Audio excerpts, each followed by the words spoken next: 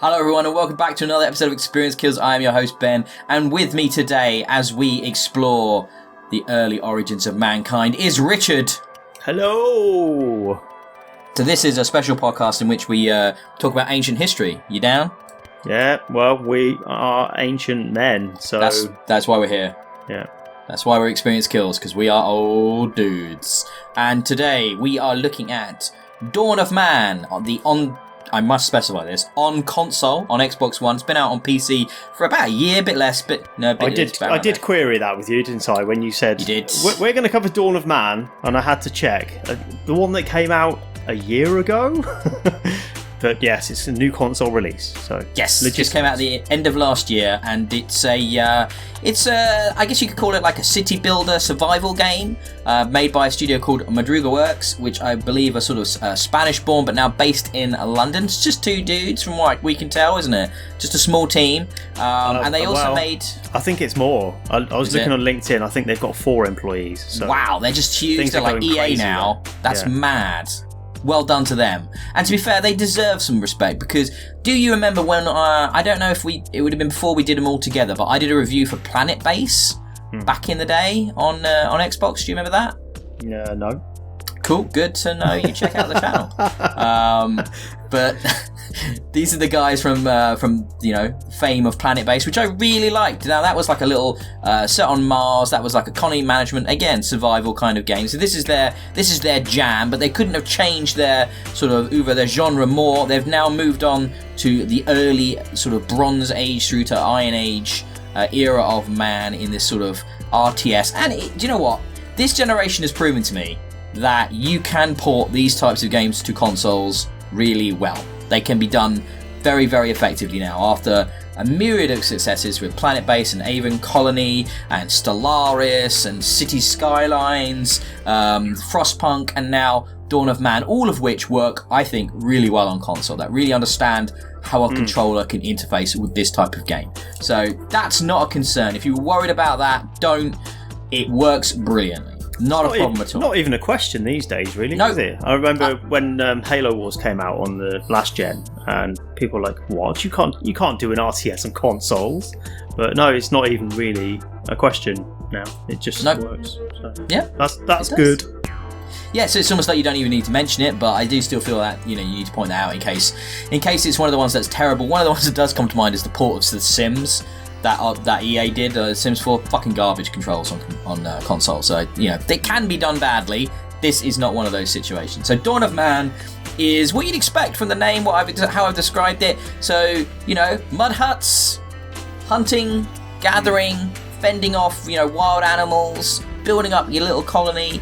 It's got a real slow pace to it, which I kind of like. I was going to ask you about that, because the trailer really does look... I was torn between thinking that looks really relaxing or it looks entirely pedestrian, and how could I ever get excited about anything that happens in it? Is that just the trailer? I think it's an intentional choice.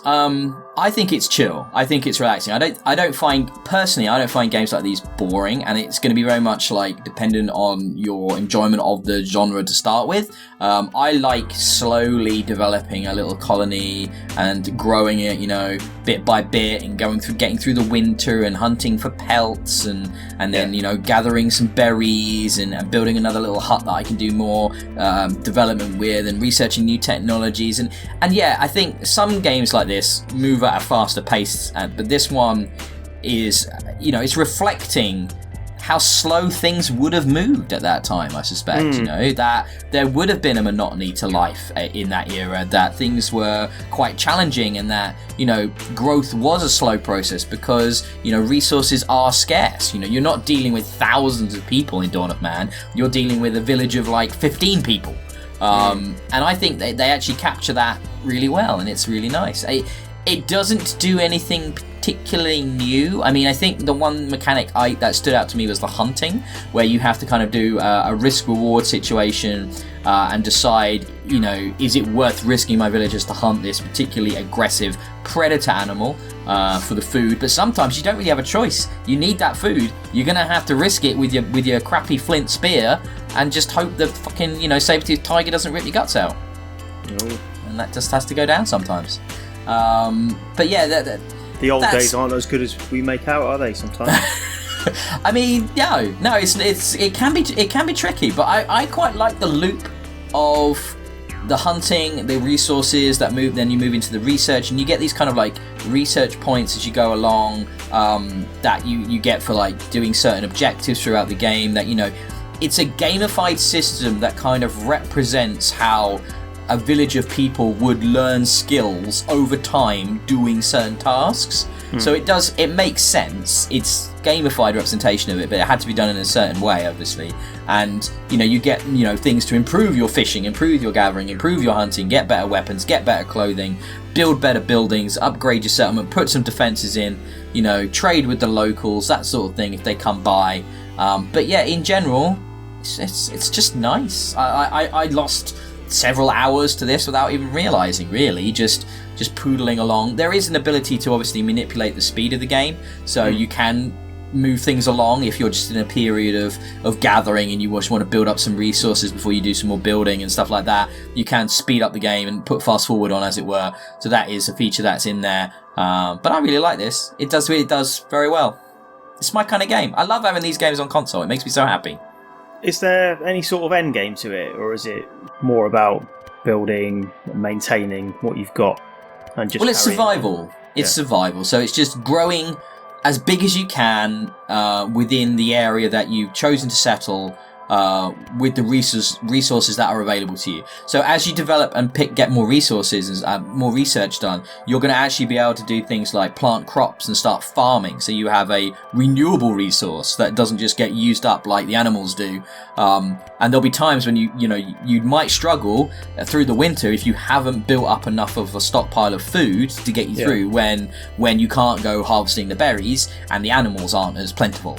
So, there is a push and pull against it. You don't want to grow too big too quick because you won't be able to make it through those fallow times. So you can certainly lose, but it's really played for the pleasure of playing and... Yeah, because it's trying to simulate, isn't it? It's trying to simulate that world. And as far as I'm aware, I've never played a sort of city manager in this era. So I think it's kind of a unique setting for it, which is definitely what appealed to me when I saw that they'd done this, and that's why I made contact with them to try it out, because there's been quite a few sci-fi ones recently, and obviously we've had plenty in the modern day, and then there's been the Anno games and things like that, which have done with like medieval times and the Renaissance era and stuff like that. But I don't think we've ever gone back as far as sort of Bronze Age man, right back to prehistory. I mean, my first thought was not quite the same genre, I guess, but my first thought was Populous. That's kind of this era, isn't it? I think the difference with Populous is that in Populous it's a god game. You're playing as a deity, so you have a much more effective power set, and it's kind of a bit more toying with the people rather than trying to help them survive, isn't it? True. Yes. Yeah. So this is a bit more like a bit more realistic, I suppose, in its representation of what it would be like to try and survive in this era and stuff like that. I like it. I think it's done well.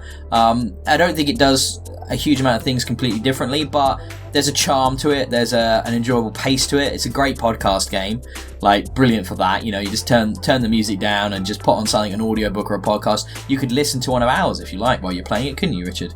How about our Game of the Year discussion? That's a good long one. Yeah, do that. Yep. Play that through to the Iron Age. Yeah, absolutely. That's a great accompaniment as you're building your huts. Really, really effective. Visually, I think the game looks nice. It's got a good sort of representation of the world. The trees and the animals look nice. The villagers look good. You got a good level of zoom in and out, so you can really get in and check out the details. Everything's nicely modelled for this type of game. Nothing looks too ropey or anything. I like, there's a real satisfaction to watching, your 3 huts develop into 6 huts, to develop into 12 huts, and then you've got put some walls up around your village, and it's like, oh, everybody's really cozy now and safe, and and then of course the next whatever challenge shows up, and you have to deal with that, and then prosper or fail, and there's a great replayability to it. There's a really fun loop to that. And if you enjoy that kind of game, you'll enjoy Dawn of Man. And I think it's available to purchase separately, but it's also available in a double pack with Planetbase on console. And I recommend picking up Planetbase as well. I think that's a really good sci-fi type of this game, and a really good double pack that makes a lot of sense together. So yeah, I'm always excited to see what little indies do with this kind of genre, and I think Madrigal Works has done a great job with this. Really, really good. Good. Glad you liked it. Do you have any more questions?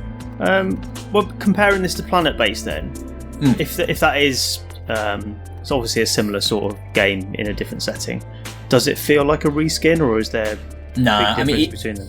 It doesn't, because Planetbase, your sort of resource set is so much more plentiful in many ways. Yeah. And so much, the scale of Planetbase, your actual building ability is much greater, whereas in Dawn of Man it's much more of a focus on sort of survival as well as building up things. I don't think the game is like super difficult, but at the same time there's a nice challenge to it, and you've got a few different like settings for the difficulty as well, so you can approach things. It's a really good tutorial at the beginning of the game as well to introduce you to all the mechanics. I was really happy with that, and a really good sort of built-in help guide as well that explains the relationships between technologies and what you can craft and what you need to get them. So they've really thought about making it as approachable and user-friendly as possible, which I think is important when you're putting a game like this onto a console, because it's not the kind of thing a lot of console players will play. Historically, though, they are becoming more and more common, these games, aren't they? So great, good stuff. I guess that means there must be an audience for them, but yeah, it's good to see that that's flourishing a bit more than it was in the past. I know I'm the audience, that's for sure. I love it, they're fab. So I think that brings us to the end of another episode of Experience Kills. We were looking at Dawn of Man on the Xbox One by Madrigal Works. Definitely a recommendation from myself. I've been Ben, and you can find me at DIYE. I've also had Richard with me, and you can find him at Colonel Red. At Colonel Red on Twitter if you wish to harass him. He loves that. Please do. All we ask for is a like and subscribe on YouTube. That means the world to us, so please do that. We've had lots of new subscribers recently, and that's been great to see. It would be fantastic to have you along as well. And if you don't have the time to watch these videos, by all means you can listen to the audio versions on iTunes and Spotify as well, because we just want to make it as easy to ingest our fantastic content as possible, don't we, Rich? Yes, I'm not sure about the word ingest. But yeah, careful if you want to do that. Don't get electrocuted. So a spoonful of sugar makes Experience Kills go down that much easier. Yeah. Yes. Okay. So until next time, see you later. Bye.